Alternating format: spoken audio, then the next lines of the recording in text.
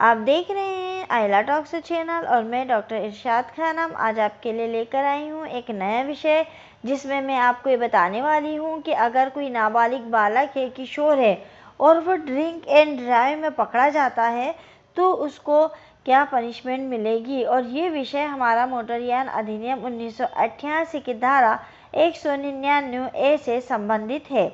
अगर कोई बालक किशोर है और किसी सार्वजनिक सड़क या स्थान पर वाहन चलाते मिलता है, तब उसके लिए किशोर के साथ और कौन जिम्मेदार होगा एवं क्या है दंड का प्रावधान।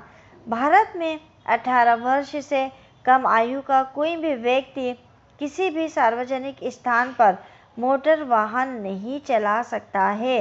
इसके अलावा अगर कोई व्यक्ति की उम्र 16 साल से अधिक होती है तो वह लर्नर लाइसेंस प्राप्त करने के बाद ही 50 सीसी से अधिक इंजन क्षमता वाली मोटरसाइकिल चला सकता है।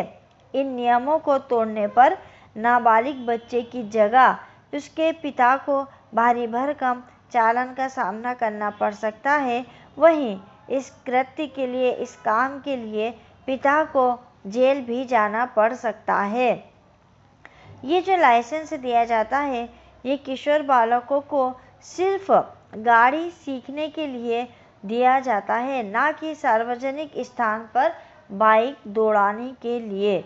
मोटरयान अधिनियम 1988 की धारा 199A की अगर हम बात करें तो इसकी परिभाषा ये कहती है, उपधारा 1, जहाँ कोई अपराध इस अधिनियम के अधीन किसी किशोर द्वारा किया जाता है तो ऐसा किशोर जो है वो संरक्षक या मोटरयान का स्वामी उल्लंघन का दोषी समझा जाएगा और उसके विरुद्ध कार्रवाई का दायी होगा तथा तदनुसार दंडित किया जाएगा।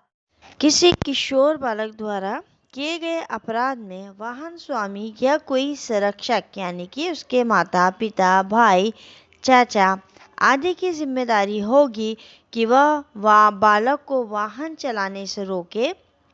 अगर वो ऐसा नहीं करते हैं तब स्वामी या संरक्षक को अधिकतम 3 वर्ष की कारावास और 25,000 रुपये तक के जुर्माने से दंडित किया जा सकता है एवं 12 माह के लिए वाहन का रजिस्ट्रेशन रद्द किया जा सकता है। अगर कोई किशोर है, बालक है और वो बिना लाइसेंस के गाड़ी चलाता है तो उसके लिए जिम्मेदार कौन होगा? उसका संरक्षक, चाहे वो माता पिता हो, भाई बहन हो, चाचा हो या कोई भी ऐसा व्यक्ति जो उसका संरक्षक होगा या फिर वो व्यक्ति जो उस वाहन का मालिक होगा। कितने वर्ष की सजा होगी उसको? 3 वर्ष और जुर्माना 25,000 और उसके वाहन के रजिस्ट्रेशन जो है वो 12 माह के लिए यानी 1 साल के लिए रद्द कर दिया जाएगा। लेकिन इसका एक परंतु भी है, परंतु इस उपधारा की कोई बात ऐसे संरक्षक या स्वामी को इस अधिनियम में उपबंधित किसी दंड के लिए दायी नहीं बनाएगी यदि वह यह साबित कर देता है कि अपराध उसकी जानकारी के बिना किया गया था या उसने ऐसे अपराध के किए जाने को रोकने के लिए सम्यक तत्परता बरती थी। अब अगर किसी संरक्षक को, स्वामी को इस सजा से, इस पनिशमेंट से बचना हो तो उसे क्या सिद्ध करना पड़ेगा? उसे ये सिद्ध करना पड़ेगा, ये साबित करना पड़ेगा कि इस बालक ने जो अपराध किया है उसकी जानकारी उसको नहीं थी। बिना उसको बताए, बिना उसकी जानकारी के वो गाड़ी को, वाहन को लेकर चला गया था। उसने इस अपराध को रोकने के लिए सम्यक सतर्कता बरती थी, यानी वो बालक, किशोर उस गाड़ी को न ले जा सके, इसके लिए वो जितनी भी कोशिशें कर सकता था उसने वो सारी कोशिश कर रखी थी। यानी गाड़ी को लॉक कर रखा था, उसकी चाबी अपने पास रखी हुई थी, सख्ती से उसने उस बच्चे को मना किया था कि वो उस गाड़ी को, उस वाहन को लेकर नहीं जाए। अगर वो ये साबित कर देता है तो फिर वो इस पनिशमेंट से बच जाएगा। इसका एक स्पष्टीकरण भी है। इस धारा के प्रयोजन के लिए न्यायालय ये अवधारणा करेगा कि किशोर द्वारा मोटरयान का प्रयोग यथास्थिति ऐसे किशोर का संरक्षक था या स्वामी की सहमति से किया गया था। अब यहाँ पे न्यायालय जो है वो खुद से उपधारणा कर लेगा कि अगर उस किशोर ने कोई वाहन चलाया है तो उसमें सहमति किसकी है, उसके स्वामी की या फिर उसके संरक्षक की। ये किशोर को बताने की जरूरत नहीं पड़ेगी, न्यायालय इस बात की उपधारणा स्वयं कर लेगा। अब इसकी उपधारा 2 क्या कहती है? उपधारा 2 1 के अधीन शास्ति के अतिरिक्त, जो उपधारा 1 में हमने अभी दंड पढ़ा है 3 वर्ष 25,000, इसके अतिरिक्त ऐसे संरक्षक या स्वामी ऐसे कारावास से जिसकी अवधि 3 वर्ष तक की हो सकेगी और जुर्माने से जो 25,000 रुपये तक का हो सकेगा दंडनीय होगा। अगर कोई व्यक्ति है जिसकी वाहन को कोई किशोर या बालक ले गया हो तो ऐसे व्यक्ति को 3 वर्ष और 25,000 का जुर्माना। जो कोई किशोर बिना अनुमति के वाहन चलाता है या अधिनियम के अंतर्गत बनाए गए किसी नियम का उल्लंघन करता है तब उस किशोर को तब तक वाहन चलाने का लाइसेंस प्राप्त नहीं होगा जब तक उसकी आयु 25 वर्ष की पूरी नहीं हो जाती है। ये उस बच्चे के लिए, उस किशोर के लिए पनिशमेंट है कि अगर वो बिना परमिशन के वाहन चलाता हुआ पाया गया, नियम का उल्लंघन किया है उसने वाहन चलाने में, तो उसको लाइसेंस अब कब मिलेगा? जब वो 25 वर्ष का हो जाएगा। उपधारा 3 देखते हैं। उपधारा 1 और उपधारा 2 के उपबंध ऐसे संरक्षक या स्वामी को लागू नहीं होंगे यदि अपराध करने वाले किशोर को धारा 8 के अधीन शिक्षार्थी अनुज्ञप्ति या चालन अनुज्ञप्ति प्रदान की गई थी और ऐसे मोटरयान प्रचलित कर रहा था जिसे किसी किशोर चलाने के लिए अनुज्ञात किया गया था। इस उपधारा के अंतर्गत ऐसे किशोरों को छूट प्राप्त है जो कि स्टूडेंट्स हैं। स्टूडेंट्स को कुछ गाड़ियां चलाने के लाइसेंस उपलब्ध हो जाते हैं, उनको अनुमति मिलती है कि वो कौन से वाहनों को चला सकते हैं। अगर ऐसा कोई वाहन कोई किशोर चला रहा है जो एक स्टूडेंट होने के नाते उसको मिला हुआ है तो फिर वहाँ पर संरक्षक या स्वामी को पनिशमेंट नहीं होगी।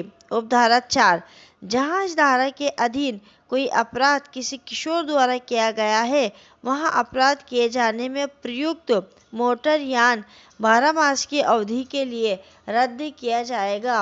यानी अगर ऐसा वाहन जो कि इस के लिए चलाया गया हो, इस अधिनियम के अंतर्गत किशोर द्वारा चलाया गया हो, तो उस वाहन पे प्रतिबंध 12 महीने के लिए लग जाएगा।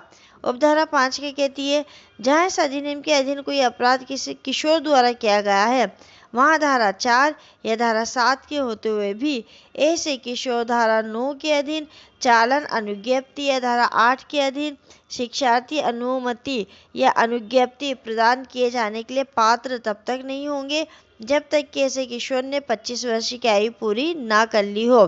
तो इस उपधारा 5 ही कह रही है कि इस अधिनियम की जो धारा 4 है, 7 है, 9 है, 8 है, इसके अंतर्गत अगर किसी किशोर को अनुमति भी प्राप्त हो जाती है कि वो कोई वाहन को चला ले, लेकिन अगर वह ड्रिंक करके चलाते हैं, लापरवाही से वाहन चलाते हैं, उनके वाहन से दुर्घटना कारित हो जाती है, तब उनके जो लाइसेंस दिया गया होगा उसको रद्द कर दिया जाएगा और उनको तब तक वाहन के लिए लाइसेंस प्रदान नहीं किया जाएगा जब तक वो 25 वर्ष की आयु पूरी नहीं कर लेते हैं।